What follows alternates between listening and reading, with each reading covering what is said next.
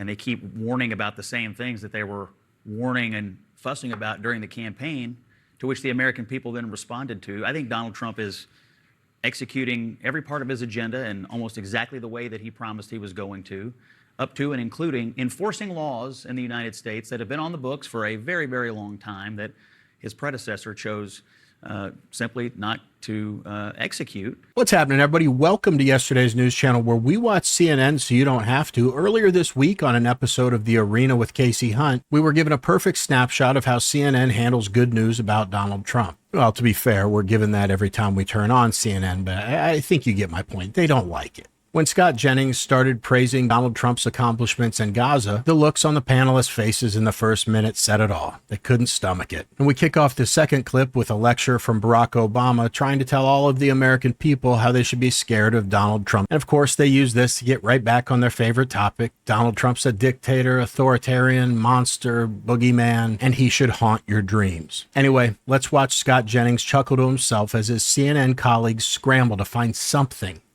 anything, to attack Donald Trump about. Let's go.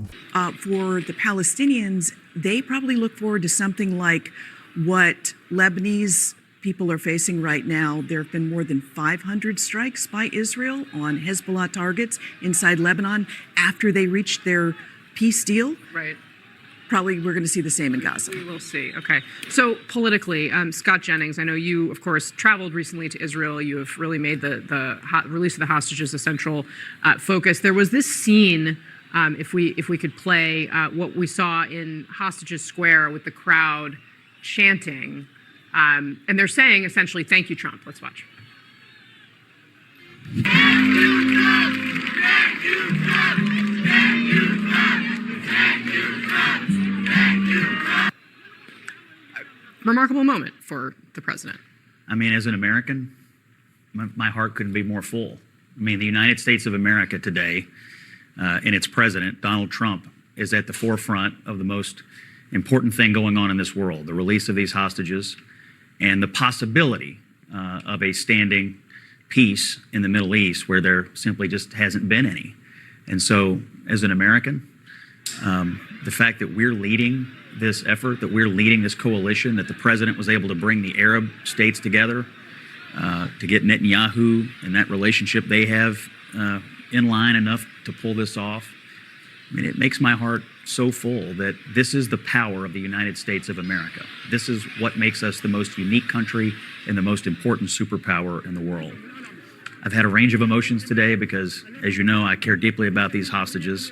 I could watch those videos all day, and I have been watching them all day. I am still very sad for the 24 families for whom this is not over. Hamas has not produced the remains yet of, I think, 24 people that we're hoping come out soon.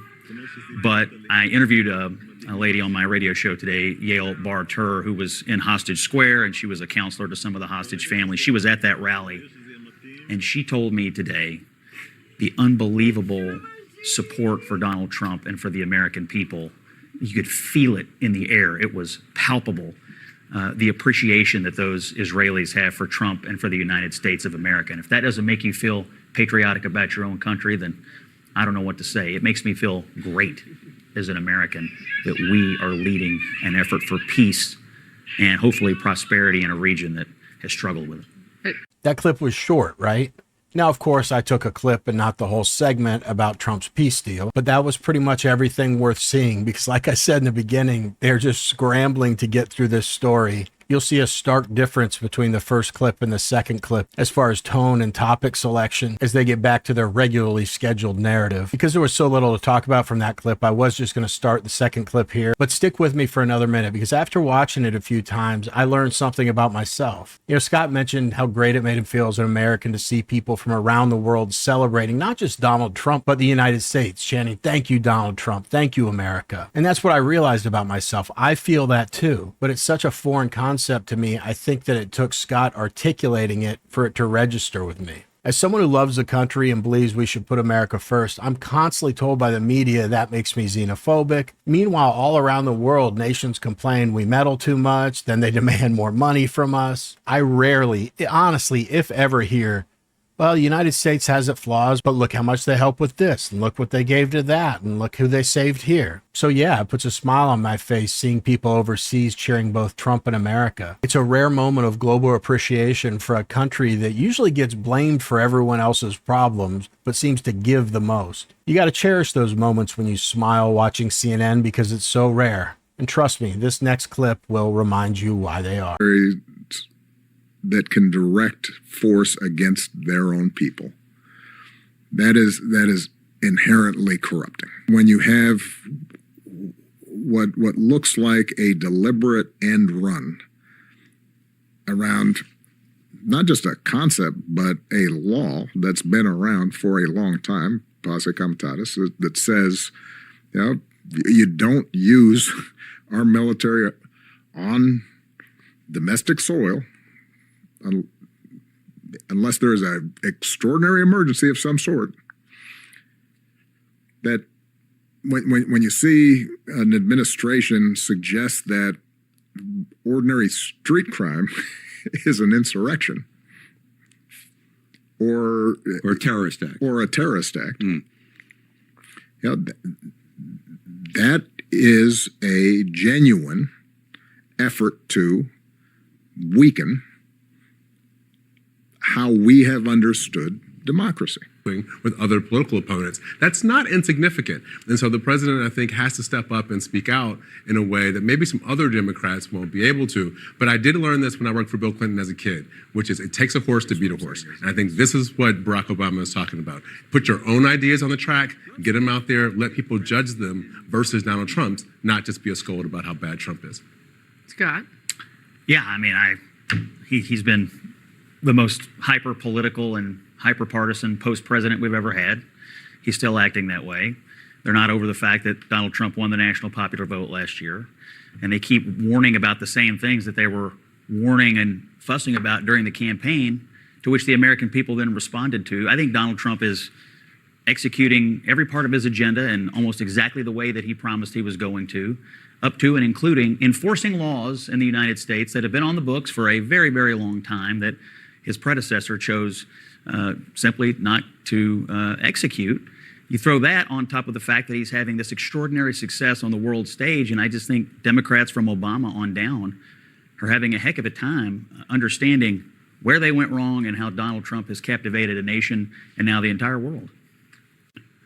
It's interwoven. It's absolutely interwoven. The rise of Donald Trump obviously started during the Obama presidency, and it has certainly continued since then. So those two men are interwoven in American history in a way that I can't think of any presidents that necessarily are. Of course, Obama was a correction to Bush, if you will, on the Iraq War and other things. But the Trump-Obama sort of Obama relationship is interesting. I think you're exactly right. I mean, Obama's presidency delivered Trump, and then Biden's presidency delivered Trump stronger than ever. So that Obama-Biden political era, I mean, the net result of it is that Donald Trump is now one of the strongest presidents in the modern American political era. That is the net result. Kasie, Him is under review. Now, I would like to talk a little bit about why this may be different from James Comey and Letitia James. But first, let's watch the things that Donald Trump has said about John Bolton in the time since John Bolton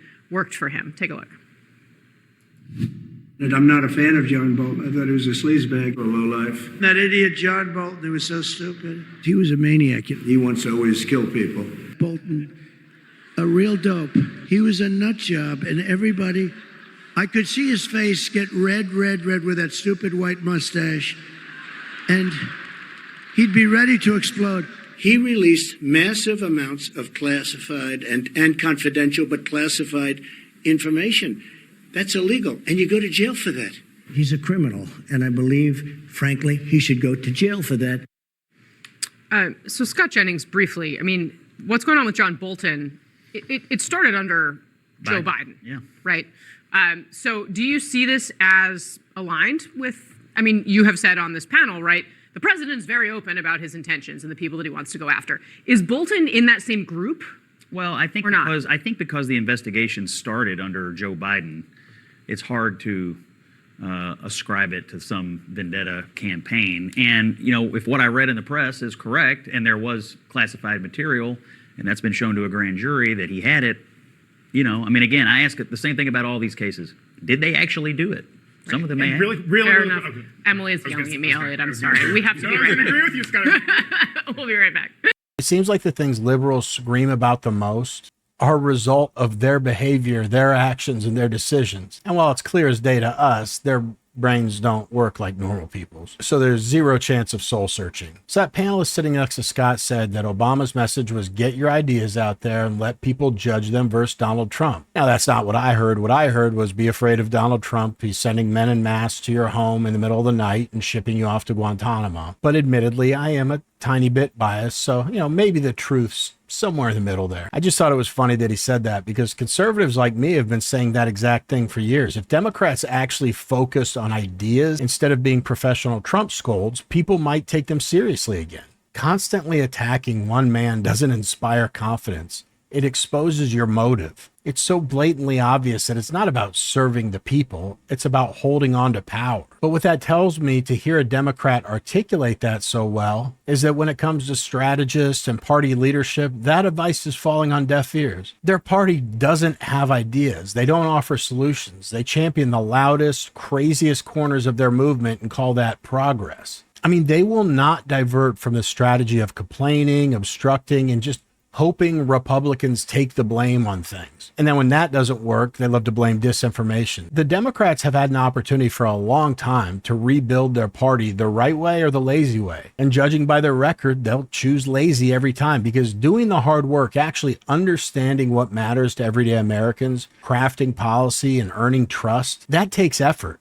It's easier to cause chaos, throw blame at the wall, and hope that the propaganda sticks just long enough to squeak out another win by default because people happen to be unhappy with Republicans in that moment. What do you guys think about this riveting panel? Do you think the left can ever rebuild their party by focusing on ideas instead of outrage? Or are they just a lost cause at this point? Let me know in the comments. Anyway, that's it for this video. No announcements today. Thank you guys so much for all of your kind comments, your encouragement, your support. I'm really grateful for every single one of you. Otherwise, always put God first. I'll see you guys.